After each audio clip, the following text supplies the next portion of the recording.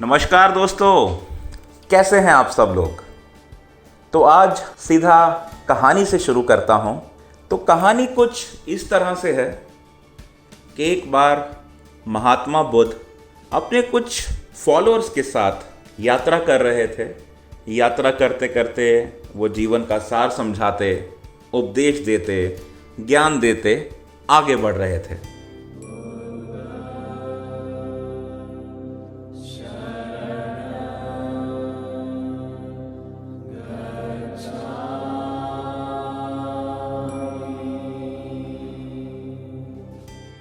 तो यात्रा करते करते रास्ते में एक नदी आई। तो अब सब लोगों ने नदी में से निकलना था, तो नदी से निकलने की तैयारी कर रहे थे। तो पीछे से एक आवाज़ आई, हे भगवान मुझको साथ ले चलो। तो पीछे देखा भगवान बुद्ध ने, तो देखा एक बहुत ही खूबसूरत कन्या बोल रही थी कि मैं उस पार नदी के रहती हूँ और हम लोग खेलते खेलते इधर आ गए और मुझे पानी से बहुत डर लगता है, तो क्या आप मुझे उस तरफ छोड़ सकते हैं। तो महात्मा ने बोला बिल्कुल।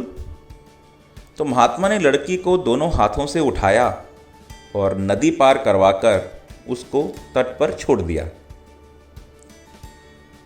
अब जैसे ही तट पर छोड़ा तो गुरुजी का एक चेला, एक फॉलोअर महात्मा से पूछता है कि भगवान, हमारे धर्म में पराई स्त्री की तरफ देखना भी पाप है, आपने तो लड़की को उठाया क्यों।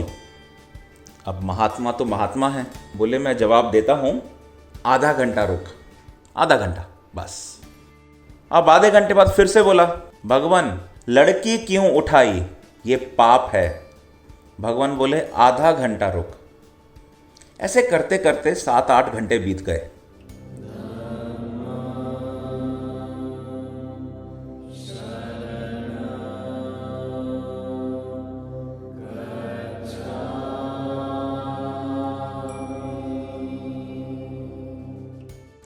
अब ये इंसान बहुत इरिटेट हो गया, जो चेला था। और आप समझ सकते हैं जब किसी बात का जवाब नहीं मिलता तो मानसिक दशा कैसी हो जाती है। तो फिर से रुका आधे घंटा। भगवान लड़की क्यों उठाई। भगवान बोले आधा घंटा रुक।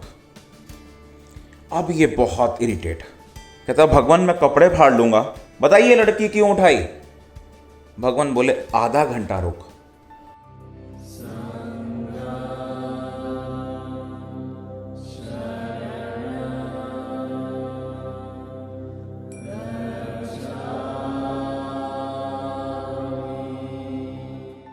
अब ये भाग के पता नहीं कहाँ से एक लकड़ी का टुकड़ा ले आया जो बहुत तेज़ था।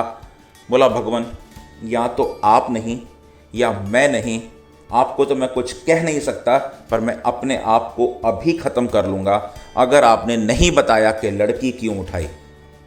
भगवान बोले सुन, मैंने लड़की उठाई थी 10 घंटे पहले और वहीं रख दी थी।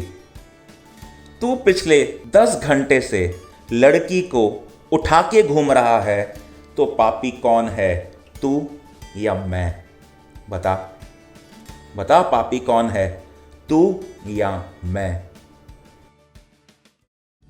तो दोस्तों, क्या हम भी कहीं अपने पास्ट को, अपने अतीत को, अपने पुराने फेलियर्स को उठाकर तो नहीं घूम रहे।